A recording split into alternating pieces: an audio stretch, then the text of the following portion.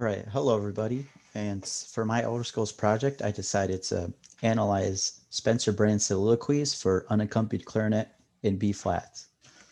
So before we get into the analysis itself, I think it's important to kind of read Spencer's program notes because it kind of sets a good stage for the piece and also kind of goes through what he wanted the piece to show.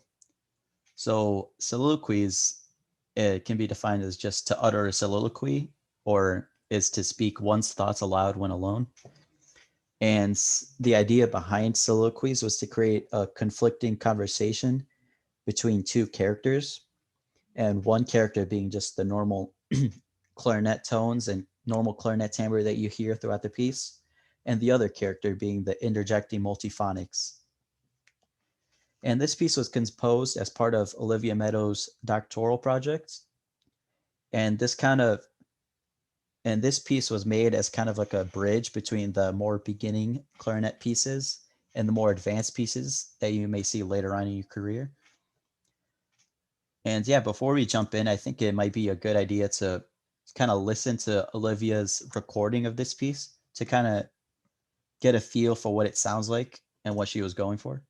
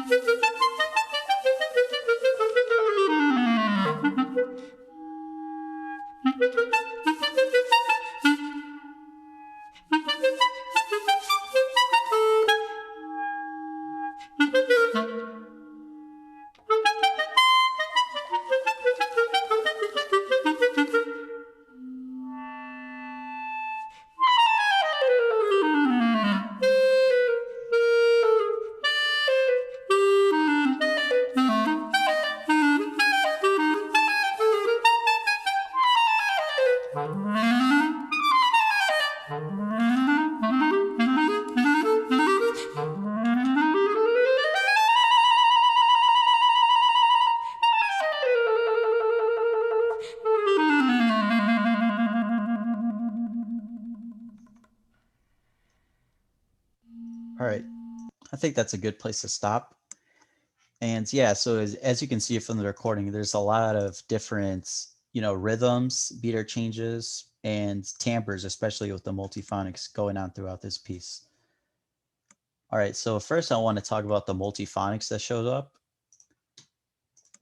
And so just to begin, I kind of colored what each multiphonic was when it repeats. So it's such as like these two, yellow, yellow, because they're the same fingering on the clarinet. So it creates the same multiphonic. And in total, I found 7 different multiphonics, and I colored each a different color. So as you can see, there's blue, pink, purple, yellow, red, green, and then towards the very end, there's a gray one. All right, one interesting thing that I found was that the yellow and the red ones, whenever they show up in the piece, they always show up as a pair. So for example, right here, it's yellow, red, yellow, red. If you go to the second page, there's none. But if you go to the third page, yellow, red, yellow, red. Fourth page, same idea, yellow, red, yellow, red. And then the last page, you have 2 pairs of those.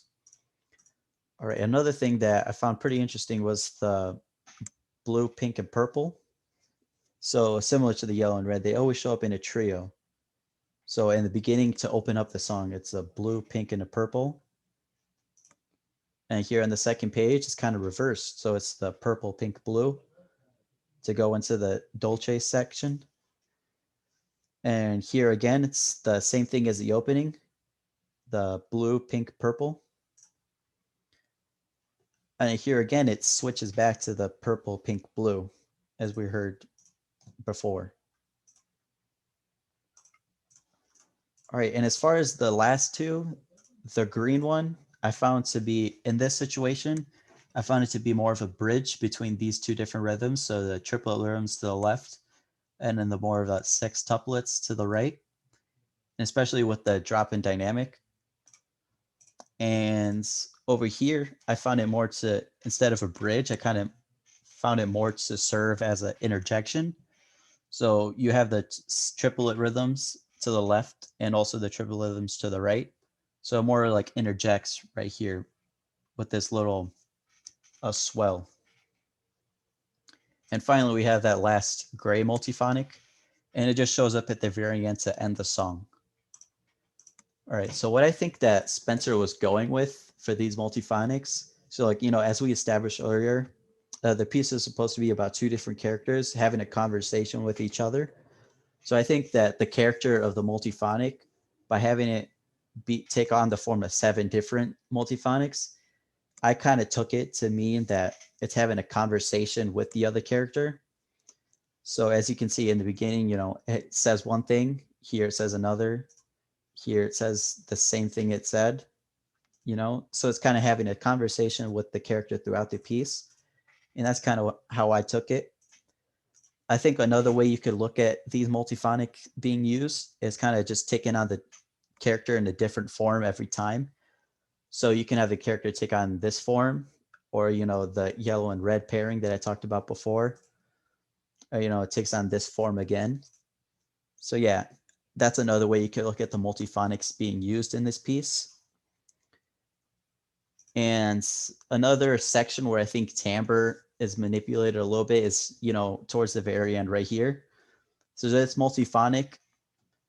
For the fingering, it's pretty close to the blue, pink, and purple ones, except that it's just a little bit different. So it plays slightly different notes and the overtones. So I think this is kind of like the final saying of what Spencer wanted it to be for this character of the multiphonics.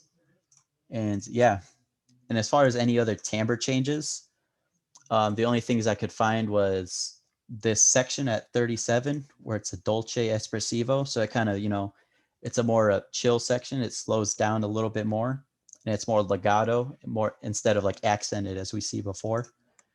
And also at measure 60 where we go from this dolce from 37 to agitado, and it's more accented quarter notes, and it goes back up to 120 BPM.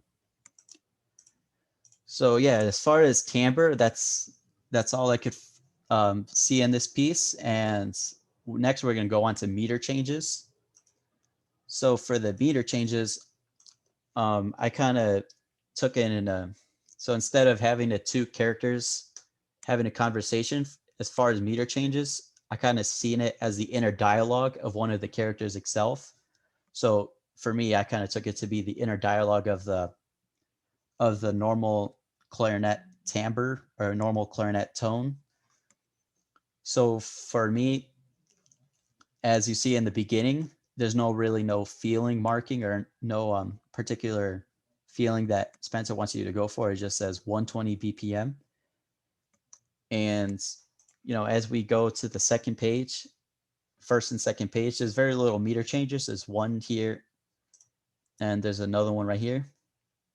But, as we go into the third section, which is kind of the end of the Dolce section, we ramp it up, and I counted it's about 17 meter changes just in the third page alone.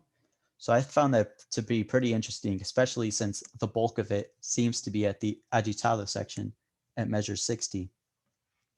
So the reason why I found that this kind of says a thing about the music itself is because we go back up to 120 BPM, except this time Spencer tells us to play agitado, whereas in the beginning it didn't have such a marking. So what I took this to mean is that the character of the normal clarinet timbre, his inner dialogue is more frantic at this point, as you can see with all the meter changes and all the different accents and multiphonics that show up.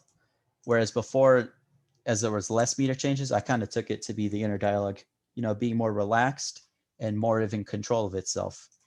But here, because it's agitado and more angry and frantic, I took it to mean that more meter changes symbolize that. And as we go towards the end of the piece, it kind of slows down a little bit as far as the meter changes, with only 3 on the 4th page and 4 on the 5th page. So yeah, as I said before, I kind of took it to mean as it was agitated here, but it kind of slowed down towards the end, and kind of its inner dialogue started to relax a little bit more until we reached the very end. And yeah, so I think one big thing that I really liked about this piece and that how it was different from any other clarinet piece that I've ever played or have heard is the use of the multiphonics. Not that it uses multiphonics, because there's been plenty of other pieces that use multiphonics, but in the way that it uses the multiphonics is pretty interesting because it kind of tells a whole story in and of itself. Because as Spencer said in the program notes, that it kind of was used to symbolize the inner dialogue of two characters, of the multiphonic character and the clarinet timbre. So yeah, I think that alone separates it from any other piece that I could find. I really enjoyed analyzing it for this project. All right, thank you.